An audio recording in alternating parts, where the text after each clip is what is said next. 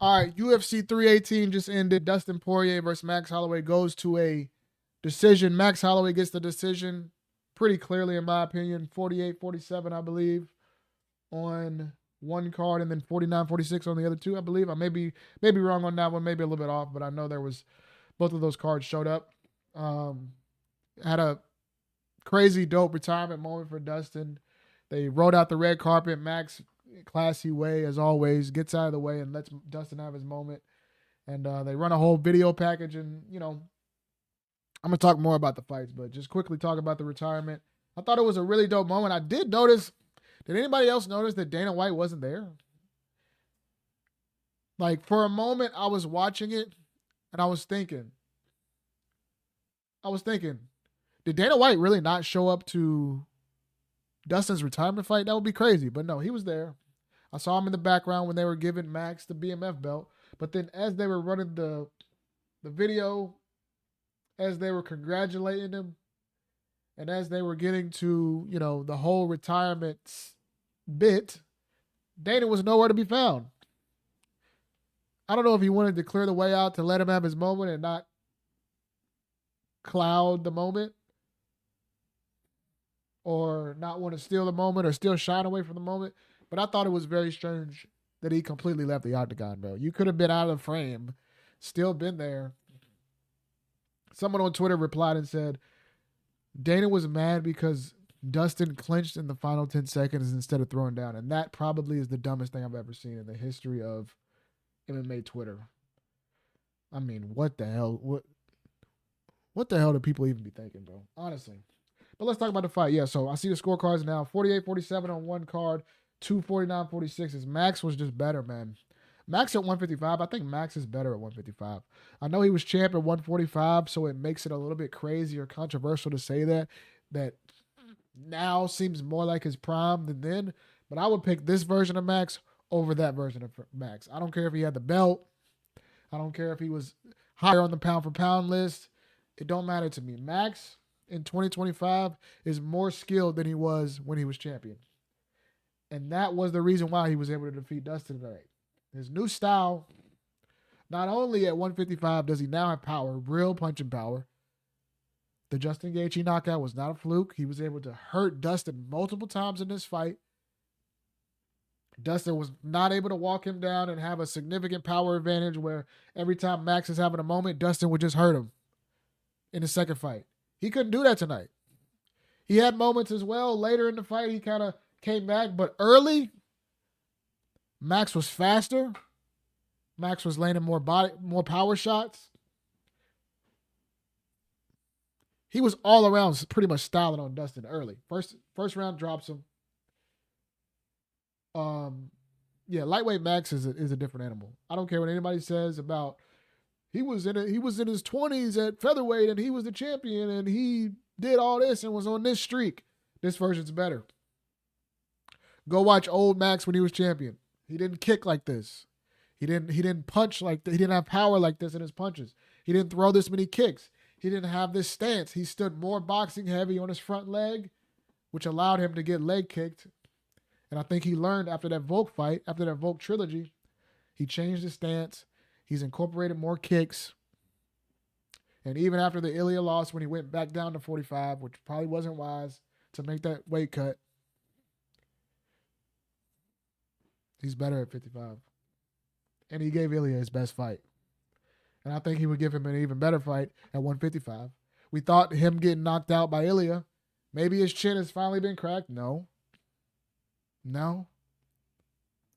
Still got a hell of a chin. Still can eat a shot like nobody's business. Dustin fought well. Somebody on Twitter just said Dana was probably promoting Power Slap or making a TikTok with Nina. Most likely. Most likely. Not surprised. This dude is so checked out. He couldn't even be there for, maybe the biggest retirement they've ever done. Obviously we've had bigger legends and bigger people with better legacies that have retired, but this was the most theatrical retirement they've ever done for somebody. And Dana wasn't even there. I'm reading the chat, by the way, guys. Two in the Stinky says, I hate Dustin's boxing. He's a great fighter, but he drops his hands way too much. I mean, Max drops his hands as well. It's just his style. He does have a little funky style, but I mean, he's retired, bro. I'm not gonna critique him too much, bro. This is his last fight. It was a hell of a fight. He's given us a crazy career. He's in his late 30s. You'll never see Dustin again. If you don't like his boxing, you'll never have to see it again. I thought he had moments later in the fight. He did hurt Max. Immediately jumped Gilly, by the way. I was hoping that if he was able to win, it would be a Gilly or it would be where Dustin pulls a switcheroo, points to the ground, and finishes Max. Steals his move. But wasn't able to. And that, bro, Max has got that shit mastered, bro. When he points to the ground, he throws a million punches in 10 seconds. I don't know how people are kind of making fun of Dustin now for panic. He panic clinched. He ran from the throwdown. He ran from the brawl. Hey, bro, it's his last fight. If you thought he was trying to get knocked out cold, face down, ass up like Justin Gaethje in his retirement, or have a couple Twitter trolls laugh at me because I clinched, hey, I'm picking option B every time. Max does that in so many fights that he knows exactly how. It's just, I don't know, bro. You just not beating Max at that. You just not beating Max at that. Maybe one day somebody will catch him, but Max is the master of pointing to the ground and knowing how to maneuver those last 10 seconds to get the better of you. Also, Max is the master of ruining people's retirements. He did it to Korean Zombie, knocked him out cold in his home country. Now he's defeated Dustin Poirier pretty decisively in his retirement fight. Dustin Poirier retires 30-10, won no contest. 30-10. 30-10, 40 fights, bro. This was my childhood, man. This was not even really my childhood. I was damn near an adult, but my childhood as an MMA fan.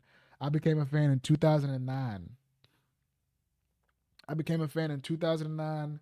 Actually, funny enough, everybody shits on Brendan Schaub, but the Brendan Schaub season 10, the Kimbo Slice season of Ultimate Fighter was one of the big reasons I got into MMA. 2009 was the year I became a huge UFC fan, and I've been locked in ever since. And I believe that era, 2014 to 2018, 2019, was the absolute peak. And during that era, the best division for most people was lightweight. And it was carried on the back of guys like Poirier, guys like Gaethje, who are still ranked all these years later. Insane. Poirier, Gaethje. Khabib was there. He's gone. Eddie Alvarez was there. He's gone. Conor was there. He's pretty much gone.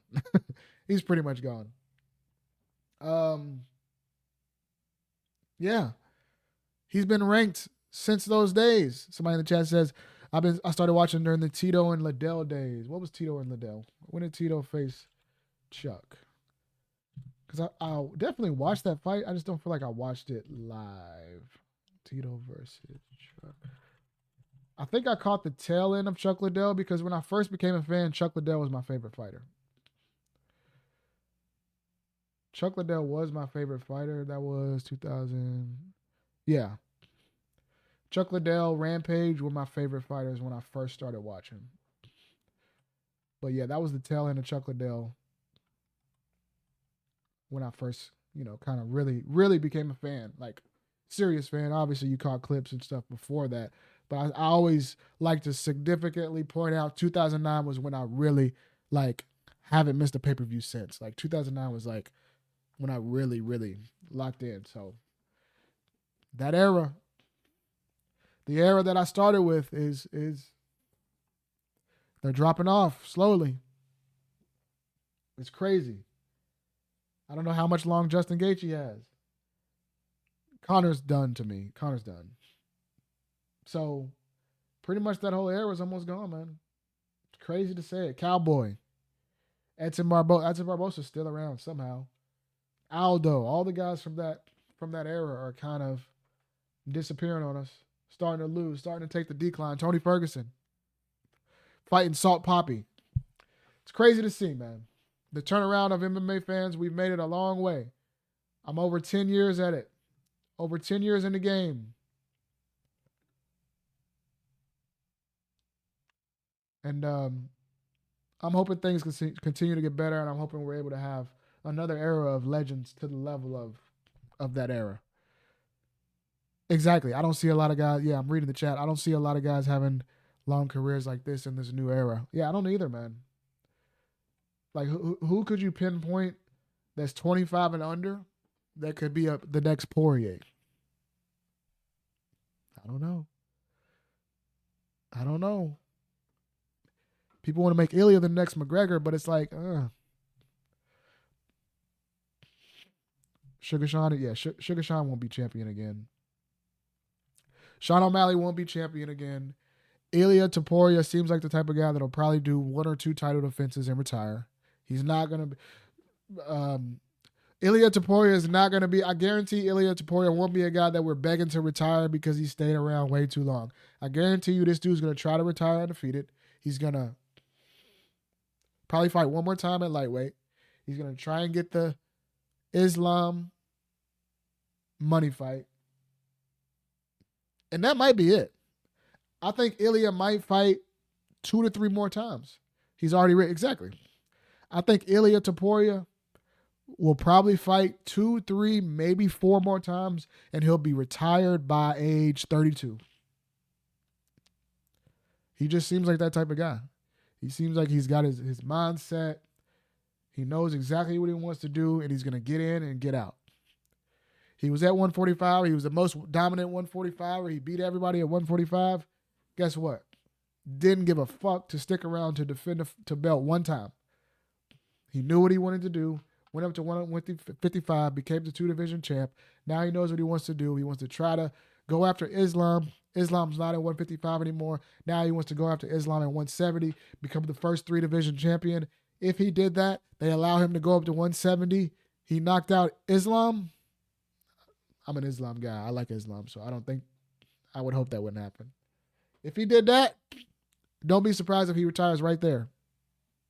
Don't be surprised if he walks away right there and says, I'm the greatest ever. I'm gone. Don't be surprised if that happens. But we'll move down the card a little bit just because I got caught on a tangent there. The co-main event, I'm not going to talk about the whole card, but I just want to talk about this. Black Queens forever. What the hell? Never. Whoa. Black Queens Dr. Umar. Snow bunnies never. Y'all hear that? Black Queens forever. Snow bunnies never. Dr. Umar. The soundboard just went crazy. Paulo Costa. This is the best Paulo Costa performance since pre-Izzy fight. This is the best Costa performance since pre-Izzy. Everybody says Izzy ruined him. I believe that as well. This was the best he's looked since then. He was styling on Kopylov. Boxing looked money. Body shots nasty as ever. Body kicks nasty as ever. I was actually, this is bad because I actually like Costa.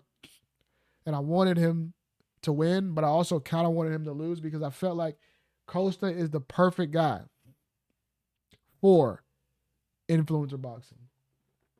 Would Costa not be the perfect guy to like box Darren Till or be like a Jake Paul opponent? Would he not fit in perfect in that space or fight Mike Perry? I feel like he would fit in perfect in that space and probably make a lot more money. But he wins, and I don't think he's not getting cut now. I thought if he lost, he might have got cut because he's lost.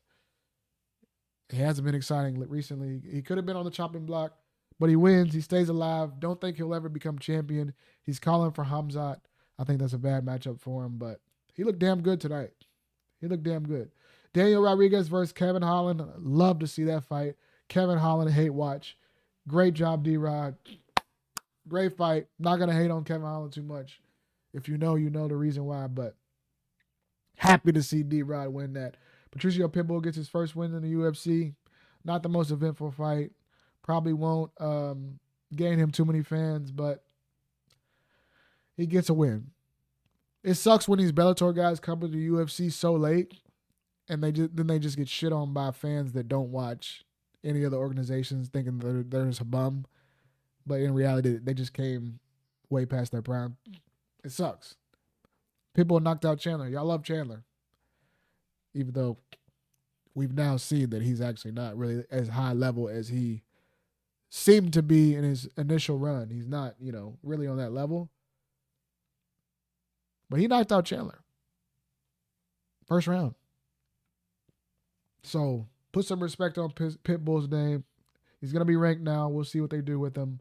Don't think he becomes UFC champion just because very undersized and is old, to put it lightly. But yeah, Jimmy Crute wins. Big underdog. Marco Vettori versus Brendan Allen was a great fight. I'm sick, by the way. Y'all could probably hear it in my voice. Solid card, by the way. The card came through. Didn't look the greatest on paper, but I felt like the matchups were good enough where it would probably make for exciting fights. And for the most part, it did. Michael Johnson gets a fucking win on a main card in 2025. Holy shit. The old dog still got it. Plus 275 catches out on Michael Johnson. What were the odds? I feel like the odds on Jimmy Crute winning were very odd. They're not on the screen, though. Let me know what y'all thought about the card. Drop a comment, drop a like. I'm going to post this on the YouTube, obviously. I'm going to clip this. Let me know what y'all thought. Let me know where the hell Dana White was at. Let me know if you agree with the decisions. What's next for Max? Who can Max fight next? Dan Hooker? Patty?